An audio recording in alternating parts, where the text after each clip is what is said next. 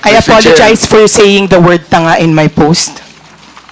Maraming salamat, Mr. Chair, for admitting that, no?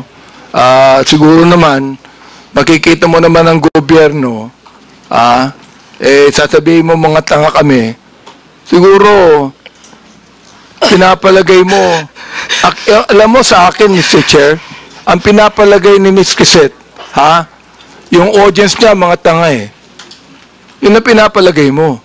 Hindi ang gobyerno.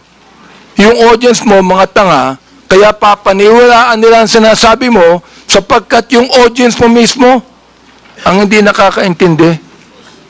That is fake news, Mr. Chair, and that is what we're investigating right now. You see? That is emotional damage right there, mga kababayan. Yung po nakita po natin ay pwede ba natin sabihin emotional breakdown or emotional damage? And I would like to thank yung cameraman dahil inalayo na po kay Crisette Loretta Chu yung camera.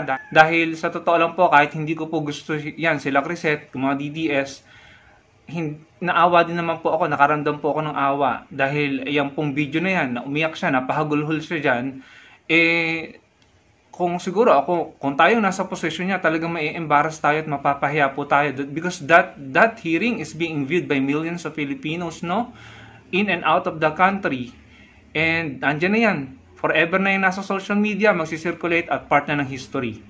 And siguro kaya napahagulhol si Crisette kasi na-realize niya na talagang nahihiya siguro siya, no? Ilang beses po siyang nag-apologize dyan bago siya napaiyak. Ilang beses po siyang humingi ng sorry and she admitted her mistakes, no, sa mga social media posts niya.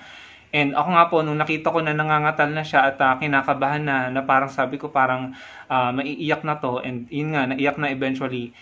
Kahit papano, no, kahit hindi ko gusto yung mga post niya about Attorney Leni Robredo, nakaramdam po ako ng awa. Kasi sabi ko, paano kung ako yung naandoon, no? Talagang mapapahiya po ako, nanonood ng pamilya ko, ang mga kaibigan ko, ang mga nakakakilala sa akin, ang mga DDS, yung mga sumusuporta sa kanya, no? So, nakakaawa din naman. Kaya nga po, kudos dun sa cameraman dahil inalayo na niya yung video, no? At saka sana i-mute niya yung mic niya para hindi narinig yung pag-iyak niya. Maging maingat po sa pag-comment, no? At sana magsilbing aral ito sa lahat sa atin na tapos na ang kultura ng kasinungalingan, fake news at pagpapakalat ng mga panlilinlang sa social media.